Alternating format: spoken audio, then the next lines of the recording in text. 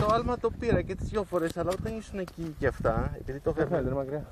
δεν τις έβλεπα. Δεν πειράζει. Για δες να δούμε το τράβηξα τίποτα.